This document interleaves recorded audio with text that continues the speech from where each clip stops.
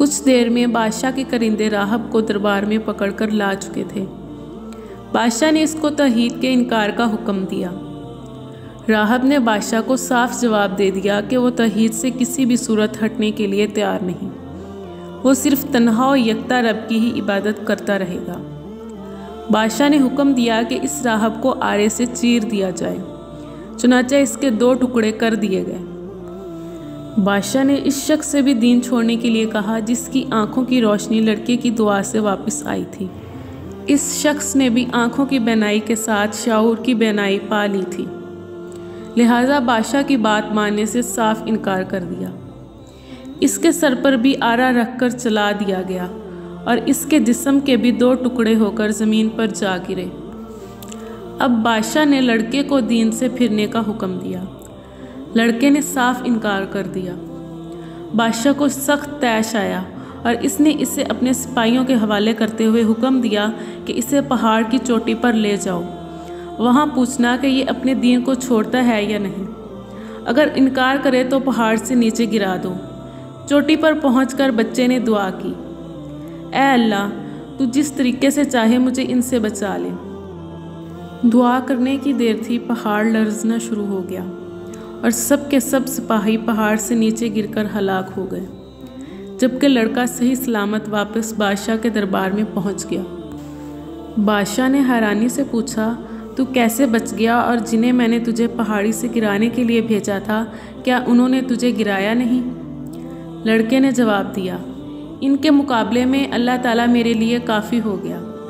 اب بادشاہ نے حکم دیا کہ اسے سمندر میں پھینک دیا جائے اور حکم دیا کہ اگر یہ عقیدہ توحید سے انکار کر دے تو واپس لے آنا، اور اگر عقیدہ توحید پر قائم رہے تو سمندر میں پھینک دینا۔ لڑکے نے سمندر میں پہنچ کر پھر وہی دعا کی، اے اللہ، تو جس طریقے سے چاہے مجھے ان سے بچا لے۔ چنانچہ وہ سارے سپاہی غرق ہو گئے۔ لڑکا پھر سے بادشاہ کے دربار میں پہنچا اور کہا کہ اللہ میرے لیے کافی ہے۔ لڑکا بادشاہ سے گویا ہوا، تو مجھے اس وقت تک قتل نہیں کر سکتا جب تک تو وہ کام نہ کر لے جس کا میں تجھے حکم دوں۔ اگر تو نے وہ کام کر لیا تو مجھے قتل کر سکتا ہے۔ بادشاہ نے پوچھا، وہ کیا کام ہے؟ لڑکے نے کہا، سب لوگوں کو ایک کھلے میدان میں جمع کر، پھر مجھے ایک درخت کے تنے کے ساتھ لٹکا اور میرے ہی ترکش سے ایک تیر نکال اور پھر یہ پڑھ، لڑکے کے رب اللہ کے نام سے۔ بادشاہ نے بسم اللہ رب الغلام پڑھتے ہوئے تیر کمان کے درمیان رکھا، پھر لڑکے کی طرف پھینکا۔ تیر لڑکے کی کمپٹی پر لگا۔ لڑکے نے اپنا ہاتھ اس جگہ رکھا جہاں تیر لگا تھا اور پھر اس کی روح پرواز کر گئی۔ لوگوں نے یہ منظر دیکھا تو بے ساختہ کہہ اٹھے، ہم اس لڑکے کے رب پر ایمان لے آئے۔ بادشاہ سے اس کے حواریوں نے کہا، دیکھ وہی ہوا جس سے تو ڈرتا تھا، اب تو سب لوگ اللہ پر ایمان لے آئے ہیں۔ بادشاہ نے حکم دیا کہ تمام گلیوں کے دہانیوں پر خندقیں کھودی جائیں، ان میں آگ جلا دی جائے۔ بادشاہ نے کہا کہ جو اپنے نئے دین سے باز آ جائے تو اسے چھوڑ دو، ورنہ اسے اس میں پھینک دو۔ لوگوں نے دوڑتے ہوئے اور ایک دوسرے سے آگے بڑھ کر ان خندقوں میں چھلانگیں لگانا شروع کر دی۔ ایک عورت اپنے شیر خوار بچے کے ساتھ آئی، وہ آگ میں چھلانگ لگانے سے جھجکی تو بچہ بول اٹھا، اماں صبر کر، تو یقیناً حق پر ہے۔ اس قصے کو بیان کرنے کے بعد ابن اسحاق نے لکھا ہے کہ لڑکے کے قتل کے بعد اہل نجران نے لڑکے کے دین یعنی دین نصرانیت کو قبول کر لیا تو ذو نواس اپنے لشکر سمیت ان کے پاس آیا۔ اس نے انہیں یہودیت قبول کرنے کی دعوت دی اور انکار پر قتل کی دھمکی دی۔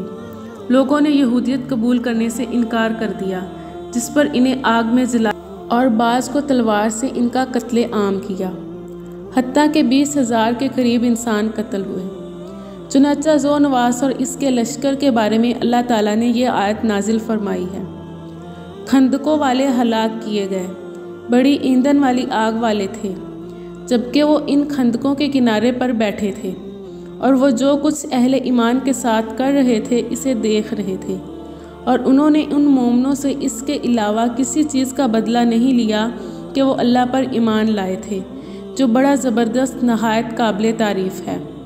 وہ ذات کے اسی کے لیے آسمانوں اور زمین کی بادشاہی ہے، اور اللہ ہر چیز پر گواہ ہے۔